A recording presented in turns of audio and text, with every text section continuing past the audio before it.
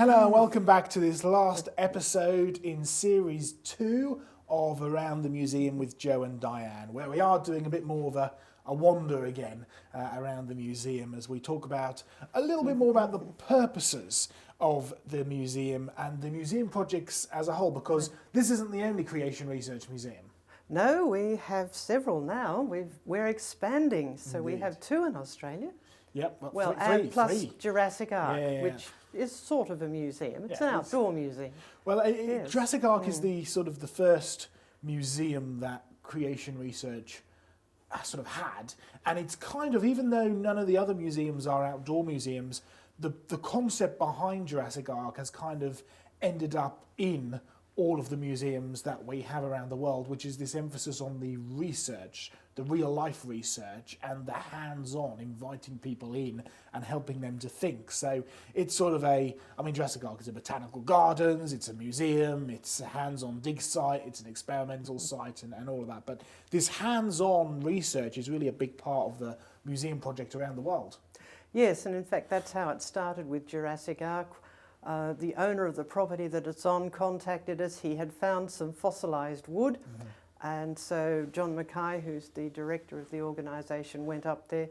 Yes, you have some fossilised wood, and we used to take field trips there and school groups there, and they could dig up a bit of fossilised wood. That was good. We could teach them about how fossils formed. We could teach them about after their kind, because we knew what sort of wood it was.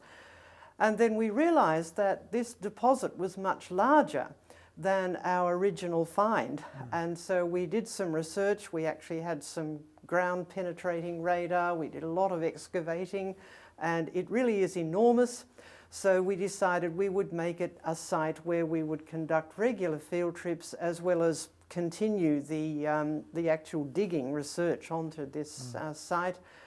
We planted some trees to show people after their kind, and then we got the idea, well, if we can plant trees just for that, we could plant gardens to show people the real history of the world in gardens. And so we did that. It was a lot of hard work. It didn't just happen that way.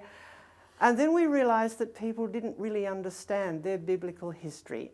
And so we put up some murals to illustrate that. And so it's grown into a big field trip and display site, but it's all outdoors. But it has the same function of a museum in that people can come and see the actual evidence for themselves. And because it is outdoors, we can do some of our experiments that are not really the sorts of things you do inside, like making strata out of mud and sediment and making coal with lots of clay and water.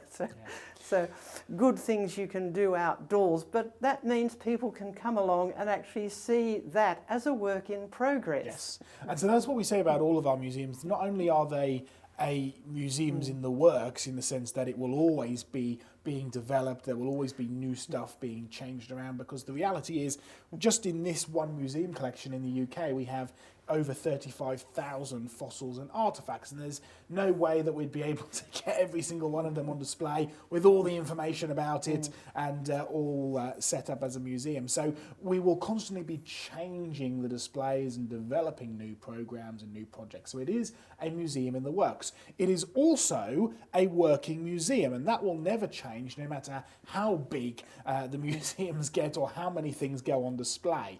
It will always be a working museum, and all of these museums around the world will be, in the sense that they are always doing research, always developing new projects, always developing new ideas and concepts and testing, whether it be strata machines or stalactite machines or rapid coal formation or rapid oil formation or fossils, and off it goes, right? So it'll constantly be doing the work of a museum, which is research and helping people to think, helping people to muse, whether that be about dinosaurs or stalactites or even all the wonderful animals that we've started to get here as well. And I know that this animal concept was something that we were thinking about doing at Jurassic Ark as well, and we now have over 6 museums in the works around the world. So it's exciting times for creation research. It is indeed. Well, let's have another little bit of a wander around, Diane, and just look at a few things that we perhaps missed on the first go. This area down here actually is what we where we put a lot of the new research that we've picked up over the last few weeks, basically, and we sort of get it out and put it on display, a few footprints and fossils and stuff. So again, there's always new things that are happening and new concepts that are being found and new fossils ready to go on display. But we kind of missed this section because, well, if you remember, last series, the first series, we'd only just started doing work in the museum, and we had a whole work party going on and hammering and nailing and everything, and the place was a mess for the first half of the series. And then we got to the second half, which we actually filmed after our open day, and by then it was looking a bit more like a museum. Well, it's come on even further than that, but just to show you, I mean, you've been here in the Oswestry area for what, 3 or 4 days? Yes. And we've already changed stuff around? Yes, we have. It's a constant work in progress, but it's been wonderful progress since the last time I was in the UK, which was last year, of course. Neil, this is one of the new things that we've changed around a little bit and developed, and we've put this new wall in. There's a studio which is being developed behind there so that we're able to produce more creation research content, both as a sort of a podcast style, so we can have you next time, Diane, have a bit of a chat through a few things, as well as produce the sort of creation news, creation conversations, all that kind of stuff. So we're looking forward to having that as a functioning studio. But you recognise our big giant mosasaur? Yes, I remember the mosasaur. He was over there the last time I came, but good to see him out on display for all to see. Beautiful, great big creature. Sea dragon, of course. Fabulous fossil from Morocco, which we've been able to get on display. But then above our giant mosasaur skull, and the mosasaur skull is real, by the way, it's the genuine article, but above it we've actually got this rather spectacular 6-part mural. So Diane, tell us a bit about this, because I know this is also on display in Australia. In fact, it was originally done for Australia. Yes, it was originally done for Jurassic Ark, and it was these 6 combined all into one beautiful, huge illustration. And this was done by a wildlife artist, Philip Snow, who is a brilliant professional wildlife artist. He is particularly good with birds because he is an expert in birds as well as being a good artist. But he has illustrated for us the 5th day of creation, which is the day when the Lord made flying things and the water creatures. And so the 3 illustrations up the top there are the flying things. So we have lots of birds of all sorts of kinds in beautiful, exquisite detail. But there are some interesting ones there. There's actually a pterodactyl up there, which is a flying creature. Just here, yes. Just here. There's another one over there. Another one over there, that's right. And so there are water birds as well as flying birds there.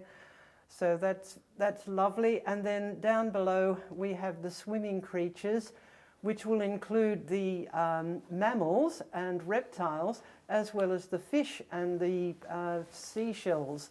So we have a plesiosaur. Just in the middle there, yeah. And big old whale. Yes, a whale and a turtle, and lots of different kinds of fish and corals. And so we have all of the creatures of the sea. So it says in Scripture that let the sea teem with life, and here it is teeming with life in this beautiful illustration. In fact, I've also just spotted as well, which I haven't seen before, there's a little ammonite down in the bottom corner as well. Oh, yes. Just there. And your favourite here, Diane, look at the little nautilus as well. Oh, so yes. They are just absolutely stunning and beautiful displays, just remarkable. And what is amazing, so Phil Snow, he lives actually not too far away from here in North Wales, in Anglesey, and he's illustrated some amazing books, and I know he decorated and painted the whole of the observatory up in Holyhead, which is a very famous bird observatory for the RSPB. And these are actually the originals which he gave to us here at the Creation Research Museum in Oswestry. So we're looking forward to being able to get these properly displayed. They're sort of to set up where they're going to be. We're going to get all the background painted and everything, and it's amazing that we can start to put these murals on display. But I mean, this was made up for one of the murals at Jurassic Ark in Australia. Yes. So why do we have so many murals that we use in our museums? Well, we found that people even Christians, sadly, did not know their biblical history, and particularly they didn't know the history of creation, which is rather sad, but we thought, well, what is a very good way that we can illustrate that in the context of an outdoor museum? And one of the artists who does a lot of work for us in Australia said, well, you can have murals made and they can be printed on aluminium, actually, so that they can be weatherproof. And so we had this mural and many others made in that format, and they've been set up on frames, and when there aren't any people there, they are actually covered up to protect them a bit from the weather. But when we have visitors, they can be opened up, and people can literally walk from Adam to Australia. So we have a mural of the Garden of Eden, or what one could imagine it would be.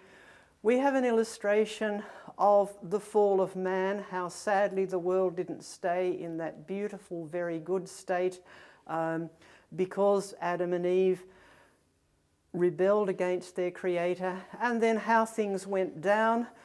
One of our most popular murals actually illustrates what life was like just before Noah's flood, where it says the world was corrupt and filled with violence, with a lot of... we have a big monster and a lot of war and fighting, and that appeals particularly to the high school students. But we have some illustrations of Noah's flood, and then the post-flood world, where you had a lot of climate change, and that is described in the Bible. One of the events that's described in the Bible was a time when Abraham had to go down to Egypt because there was a famine in the land, because there was a drought. And so droughts are not new. We have lots of droughts in Australia now. They're commonly put down to climate change these days, but they are at least as old as Abraham. And so we illustrate that. And we also illustrate After Their Kind, another one of our artists who works with us, an English lady, does beautiful illustrations of After Their Kind, because we do have a fossil display there, and so we show them after their kind. So we show them the fossils, and we have some lovely illustrations of the living creatures and the fossil creatures in amongst all of our growing things, in amongst our plants as well. So it's this sort of medieval style technique of putting the Bible in pictorial form to help people to visualize and to see the real history of the world. And it's interesting you mention the giants in the land mural, because it's one of my favourite as well. And that's actually being incorporated into a new book that we're working on at Creation Research, which may take a year or so until it comes out. But looking into this concept of giants. So I'm looking forward to co-authoring that with yourself and with John Mackay, of course. But speaking of books and stuff, this is something else that Creation Research does, and a big part of the museum is as we were saying, and in fact we were talking with a good friend of ours yesterday about the purposes of the museum. It's here to be a place of evangelism and a place of discipleship. And those are the two commandments that God has given us as Christians to do. And so a ministry really needs to have those two things at its heart. Yes, the research is important. Yes, putting the evidence on display is important. But the reasons why we do those things need to be for evangelism and for discipleship. So evangelism for those who don't know the gospel, for those who don't know Jesus. We have a lot of interest from the local people. Lots of locals will come in very regularly, and they will get an opportunity to receive the gospel every time one of them comes in, whether it's from the murals, whether it's from the text, whether it's from the displays, or even better from the engagement that they get with the people here. So yes, we do need more volunteers, we do need more helpers to come and help us at the museum, so get in touch if you're interested to come and volunteer with us and work with Creation Research and support the museum's project that's going on here. But it's a place of discipleship as well. It's a place as a resource for Christians to provide a reason for the hope that is within them, as it says in the book of Peter.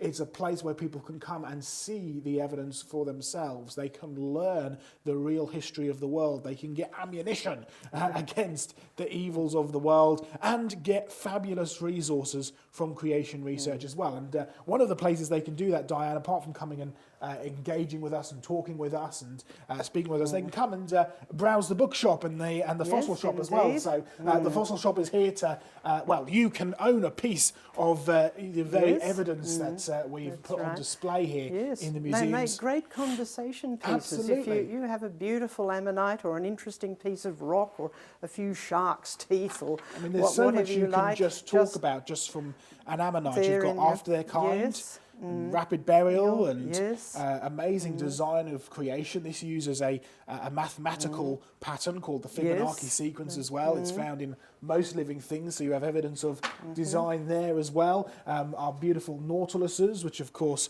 are living fossils, and you can get these fabulous nautiluses from creation research here at the shop. Anything from trilobites to giant teeth and dinosaur stuff, and it's just fabulous to be able to come and browse and get some of the evidence. But it's also the resources as well, the books and the DVDs, and we've got some fabulous stuff that we've produced over the years. Yes, we have copies of quite a few of our DVDs are still available as hard copies, as well as electronic downloads. And we have some lovely books that we've written for children. Ah, yes, over here. We're going to show some of the things that we've got for kids over here. And this, some of the design stuff is the books that are the most impressive ones, I think. Made by our artist in Australia, Steve Cardno, and his wife Cindy. They do a marvellous job. And so they're good fun, as well as being a way of showing children the truth about dinosaurs, because the humanists, the evolutionists, really make a big thing about dinosaurs. My friends who have grandchildren are now sort of tearing their hair out because their grandchildren are just at the age of going to school, and they're coming back with stuff about dinosaurs. But of course it's telling them about millions of years, about feathered dinosaurs and birds turning into dinosaurs.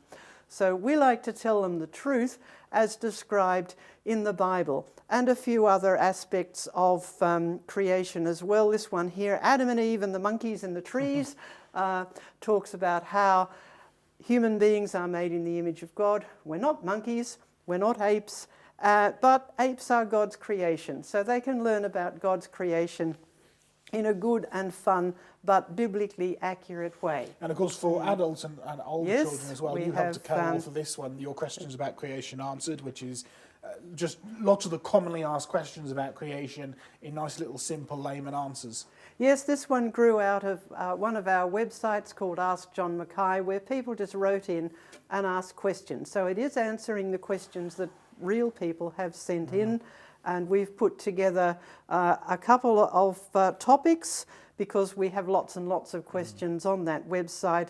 So we decided, well, we'll start at the beginning. So we have the 6 days of creation, we have Adam and Eve, and some of the basics that we need to understand is Genesis history. What about theistic evolution? Because that's commonly presented in so many churches, and so many Christians are bothered by it and ask us about it. This is volume 1. Hopefully there will be quite a few other volumes there. But if your question is not answered in this book, you can go to our website. But it is good to actually have a book on hand again. Useful resource to have at home. It can just sit there and you can pick it up. As is this sort of coffee table style book, Tites, Mites and Fossil Fights, which I co-authored with Diane and John. And again, this is all real research. These aren't stock images. These aren't things we've downloaded off the web. This is all research that we've physically been to, we've physically done, and the fossils are all things that are in our actual creation research museums collection around the world. So a great research book as well. And speaking of books, Diane, we actually have a library here upstairs as well, yes, we do. for research. So it's a place which can facilitate students coming in and interns and people who want to come and do research and go through the library. And we've got not just creation stuff, but a lot of secular stuff as well, and field guides, stuff going back to the 1700s. Some of the books and details. Yes, a lot of history, a lot of geography, useful things like that, which we use to put together our own videos, our own lectures. There's nothing like live lectures. We can do all of the online things we like, and we do. They're very useful, But if you would like any of the creation research team come to your area, live lectures really do get people excited, but we have to do our own background research for our own presentations. So we keep a whole lot of resources there as well.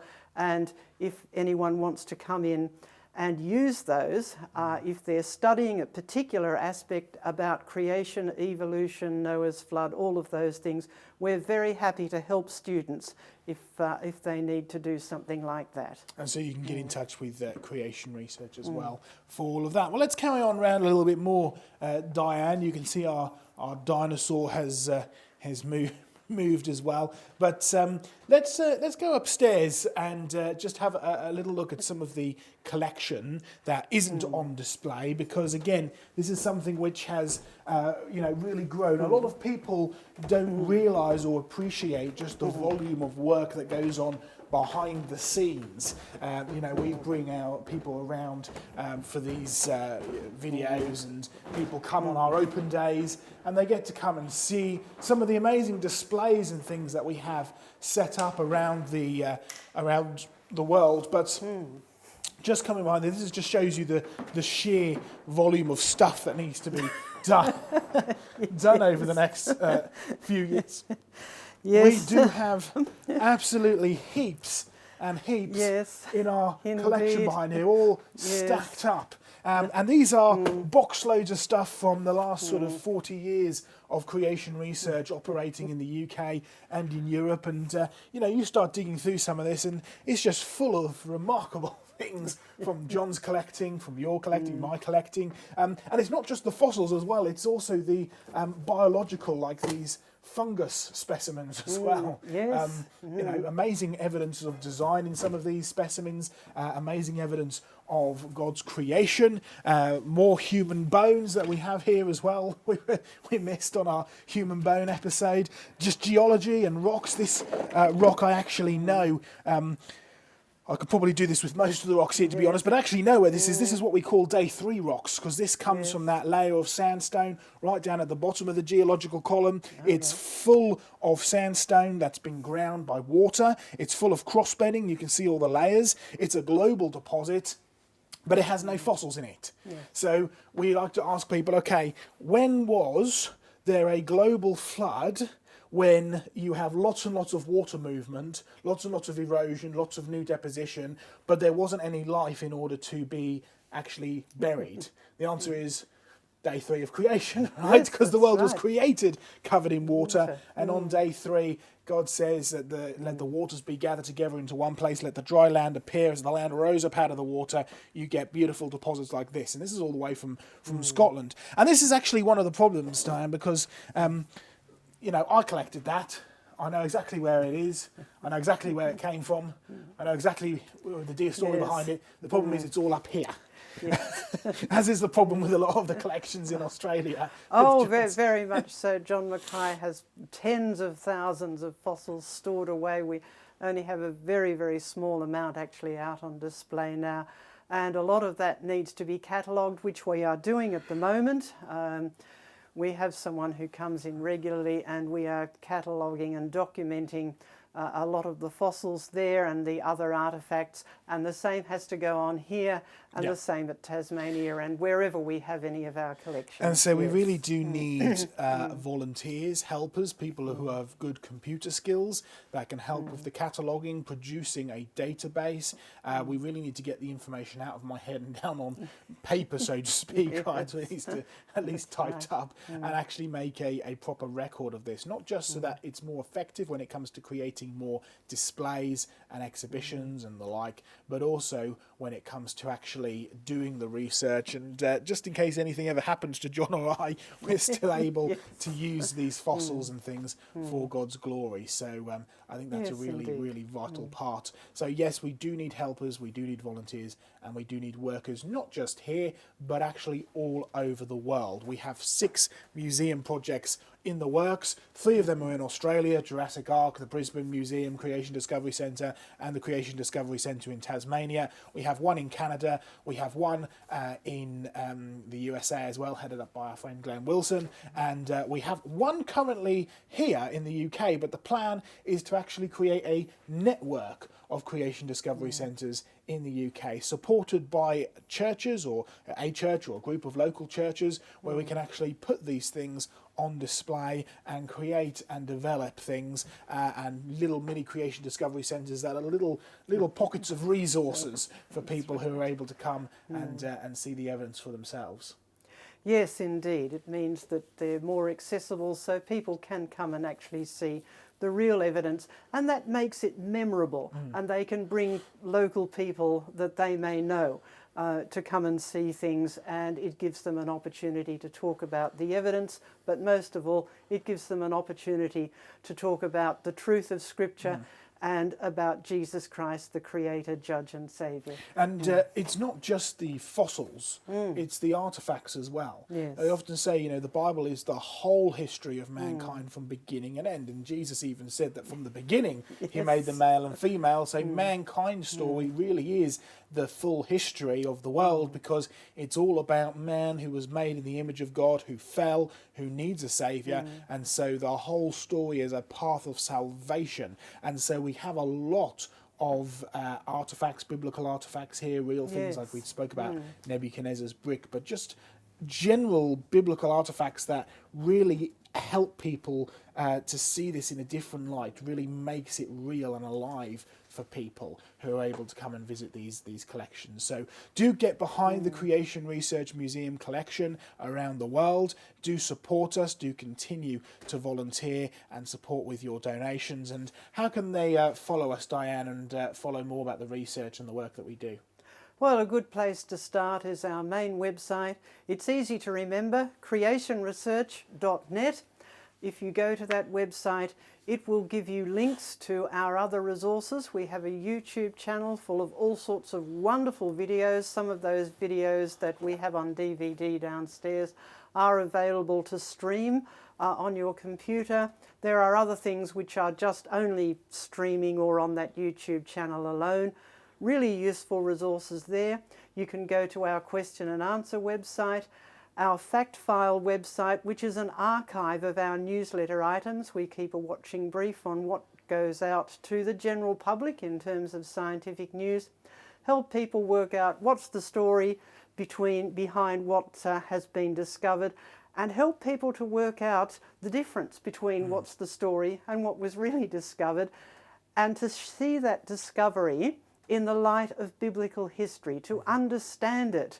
And that helps people keep their faith, as it were, in the Bible, or see it for the first time ever, that the Bible can be trusted. So go to that website, and also that has links to our international websites, our UK and our USA website. Very good. Well, that brings us to the end of Around the Museum with Joe and Diane. Until you come again and we film another series, which we're hoping to do next year, and there's some exciting developments coming in creation research, so follow us there.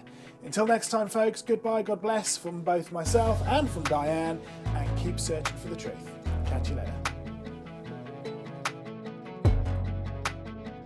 Watch Creation Research TV, a live 24/7 broadcast of everything creation research.